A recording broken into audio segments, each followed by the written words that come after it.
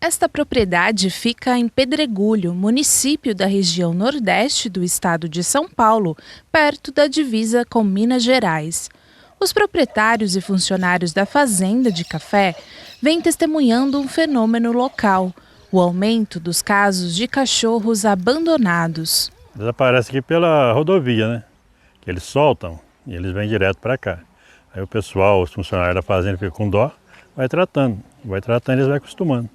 A gente some um, some outro, aparece 2, 3. Hoje, a propriedade abriga 15 cães. Nós conhecemos o Pastel e o Carajá. Estávamos acompanhados de pesquisadores da Unesp. Eles são estudantes de graduação e pós-graduação dos campos de Jaboticabal e São José do Rio Preto. Há meses percorrem propriedades rurais das imediações do Parque Estadual Furnas do Bom Jesus. O trabalho de campo é para coletar dados que vão evidenciar o tipo de interação que acontece entre os cães e animais silvestres do parque. Na propriedade, o primeiro procedimento é examinar as condições corporais dos cachorros. A gente vai começar primeiro com o exame físico, uma avaliação geral do cachorro. Vai ver como que ele está de coloração de mucosa, se ele tem alguma alteração de linfonodo, se tem algum ferimento ou não. A gente coleta amostra sanguínea e também se tiver ectoparasitas, né, se tiver carrapato, pulga, a gente coleta e leva para fazer os exames num laboratório parceiro de Franca. As amostras de sangue servem para fazer o hemograma de cada animal e testes para detectar doenças como toxoplasmose, leishmaniose e sinomose. Os tutores precisam autorizar a participação dos cães no estudo. Por isso, além de garantir que eles tenham acesso ao resultado de todos os exames, a equipe adota a estratégia de vacinar os animais com imunizantes doados por uma instituição parceira do projeto, um estímulo à adesão. A detecção de doenças é importante porque os cachorros podem contaminar a fauna da região, que inclui espécies ameaçadas de extinção.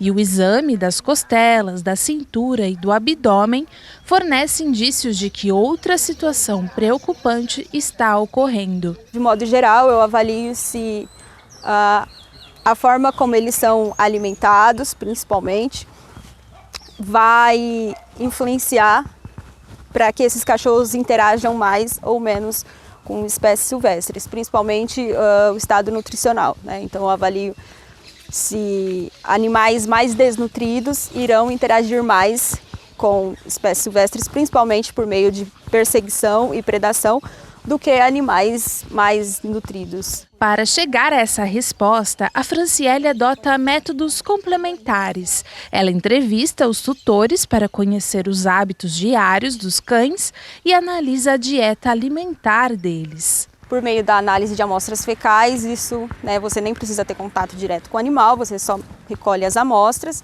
e você processa elas em laboratório, por meio de uma secagem, lavagem dessa amostra, e aí a gente peneira. E aí normalmente, principalmente animais carnívoros, onívoros, né, como é o caso de cães domésticos, se eles consumiram animais silvestres, nós encontraremos restos no resíduo, né, que restar depois da lavagem e da secagem. A gente costuma encontrar restos de outros animais, caso tenham consumido, como por exemplo pelos, ossos, penas, escamas. O que os olhos humanos não podem ver, o estudo tenta observar usando a tecnologia do GPS. Nós colocamos um GPS em cada cachorro que a gente está monitorando. Esse GPS fica acoplado numa coleira durante 2 meses. E nós utilizamos um GPS para cada mês. Então a gente vai na propriedade, coloca o GPS nos cachorros, depois de 1 mês a gente volta, faz a troca do GPS e das baterias e depois a gente volta uma 3ª vez para realizar a retirada final desse GPS. Os GPS eles captam somente a localização do cachorro a cada 1 hora.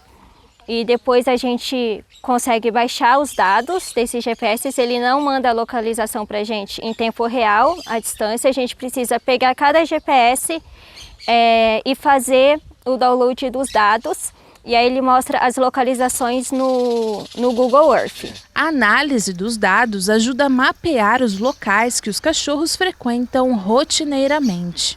De uma coisa, os pesquisadores já têm certeza: a presença de cães domésticos no interior do Parque Estadual de Furnas do Bom Jesus é uma realidade e aumentou.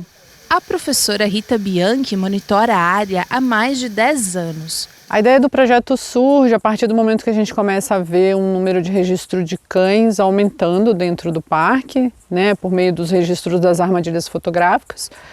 E a gente pensou que era importante, então, tentar entender as razões pelas quais esses animais estavam frequentando a área da unidade de conservação.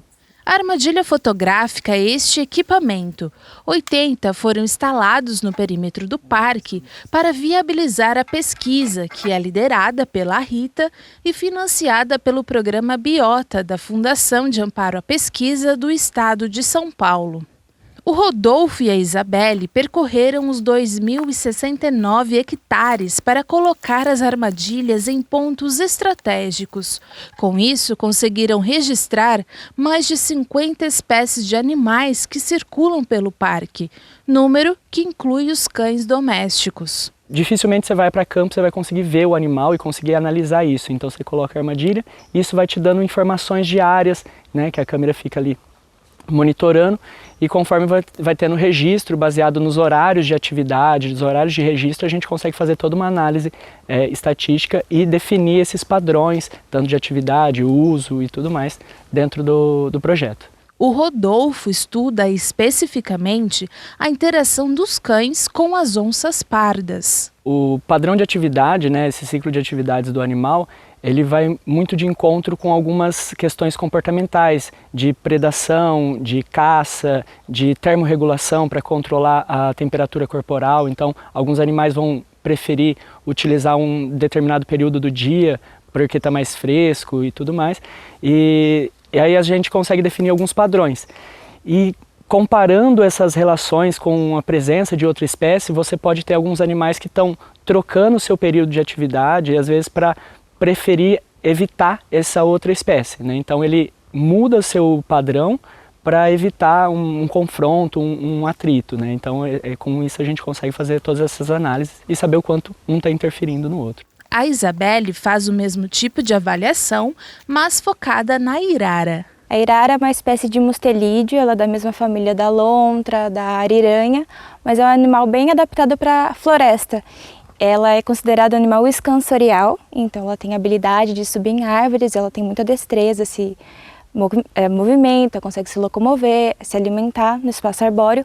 E essa é uma das coisas que a gente acha interessante de analisar, porque para ver se tanto esse contato, essa evitação que a irara vai ter com o cachorro vai ser espacial, temporal e também na verticalização do uso do espaço, ou seja, para usar mais extrato arbóreo como uma forma de evitar esses encontros negativos. A frente de trabalho do projeto que examina e imuniza os cães ainda está em andamento. A meta é coletar informações sobre 120 animais, mas a professora Rita já antecipa o tipo de impacto que ele pode gerar para o município de Pedregulho. A gente está preocupado com as questões ecológicas de interação dos cachorros com as espécies nativas e a gente também está interessado em saber se o quanto que esses tutores, esses proprietários rurais do entorno do parque cuidam desses seus animais, fornecem de alimento, pode afetar inclusive o quanto que esses cachorros entram no parque e interagem com o parque. Então a ideia é conversar com esses tutores, fazer entrevista, tentar entender como que esses animais são cuidados, né? E também tentar entender um pouco da percepção que esses tutores têm em relação ao impacto que esse cachorro pode causar na fauna nativa. E a gente tem se surpreendido com as respostas, porque de um modo geral os proprietários não imaginam que o cachorro pode ser um impacto negativo na fauna nativa. E isso é uma informação importante, porque isso pode inclusive ajudar a nortear políticas públicas em relação ao manejo desses animais no entorno do parque ou na região como um todo.